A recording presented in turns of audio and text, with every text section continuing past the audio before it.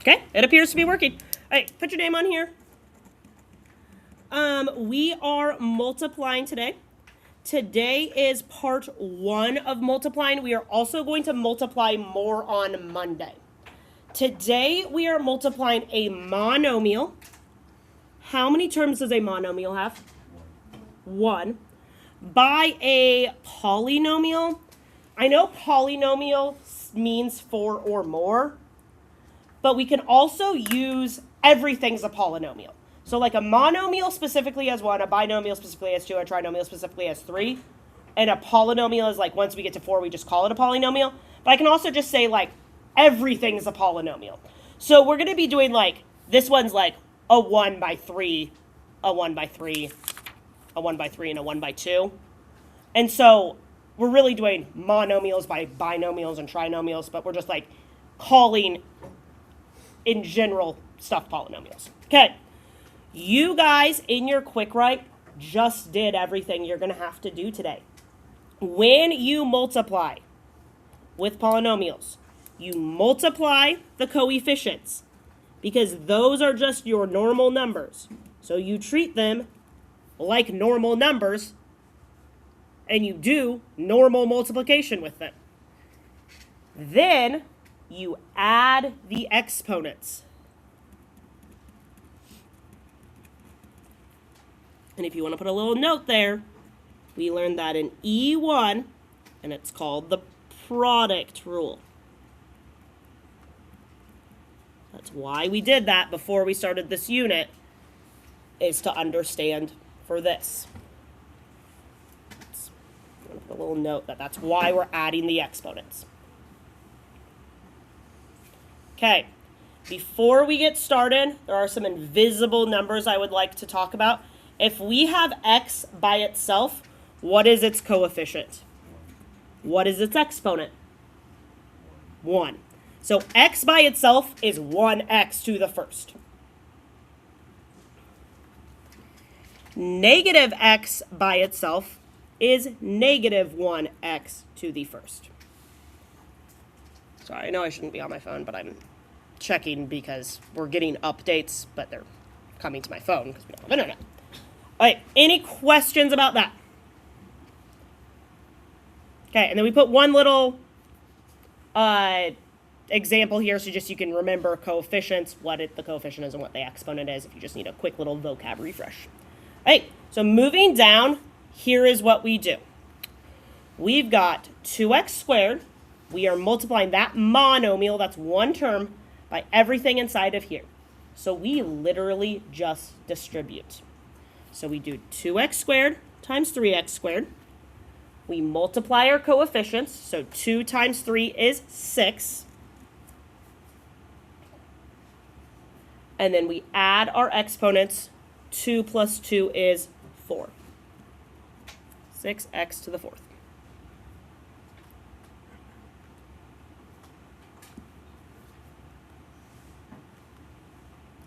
Okay, right here, we have 2 times negative 5. So since it's minus 5, treat it like a negative 5, and then it's going to end up being minus 10 or negative 10, okay? So just pay attention to those signs. Then we add our exponents. What exponent do we have here? 2. What exponent do we have here? 1. So I would write that in. I would always write in my imaginary ones on my x's for my exponents, or else you're going to forget to add them. Because I forgot to add them yesterday when I was making the answer key. 2 plus 1 is 3.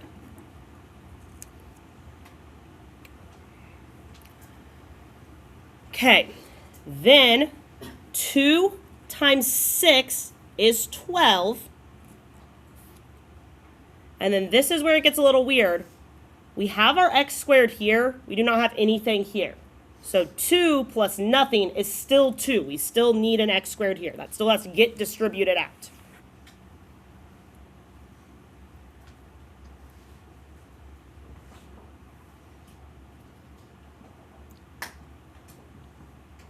Okay. Any questions? Okay. Let's go ahead and do the next one then. I'm going to add my imaginary ones at the beginning. So I've got negative 3x to the first. And then I've got 1x cubed and negative 1x to the first there. So lots of imaginary ones to add in. Okay. Negative 3 times 1 is negative 3. And then I add my exponents. 1 plus 3 is 4.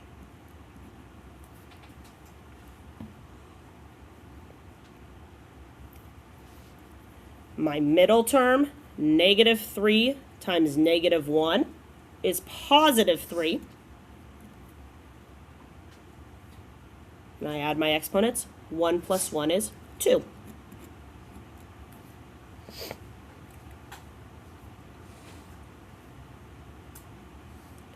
And then negative 3 times 3 is negative 9. And then my 1 plus none is still 1, so I still have x to the first here. You can put on the exponent of 1, and then you can leave it off at that point too if you want. It's up to you. Just like you can add in your imaginary ones, you can take them out. But it still needs to be there as x to the first. Okay, any questions? See how much easier this is than adding and subtracting? Is this easier? Yeah, because you don't have to like pick what goes together because just everything gets multiplied by everything. Okay. A lot less decision making, I think. All right, what's different about this guy? It doesn't have a variable in the term out front. The term out front is just a constant. So we just multiply everything by 5. And since we're not multiplying anything by x, none of our x's change. So all of our x's will just stay the exact same, and everybody gets multiplied by 5. So 5 times 3 is 15, and this is still x to the fourth.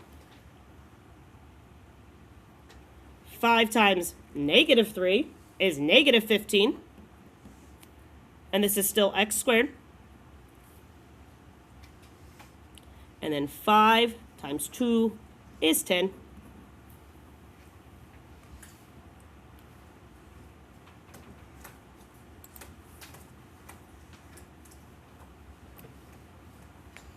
Okay, any questions about that?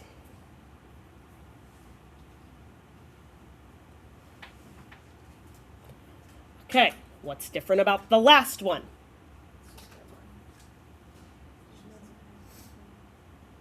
So I agree that the exponent is 1, but it's not just a 1. It's like, there's still an x. So we're only changing the exponents on this one. And the number, so this 2 and this minus 3, because we're not, well, we could think about multiplying by 1 if we wanted to. But this one we only multiply by a number. This one we're only multiplying by a variable, essentially. So, 1 times 2, that's not going to change, it's just 2. We add our exponents, 1 plus 3 is 4. And then our minus 3 stays. And then x, 1 plus nothing is 1. So we'll have a 3x there. Minus 3x or minus 3x to the first. All right, what questions do we have right now? It's, I think, a lot more straightforward than adding and subtracting and combining like terms. Okay, I want to point one thing out, and I need to do it on the front because these examples aren't good for it. So everybody just pause what you're doing and look up here. Okay, read to me what your exponents were here. 2, 1, none. Yeah? 2, 1, none. Then, what did we multiply by? I'm just paying attention to exponents right now. So just look at your exponents. What did we multiply by? Like how much did we multiplied by x squared. So how much did each exponent increase? It didn't double, it went up by 2. It did double on this, but that's not going to happen on every example, okay?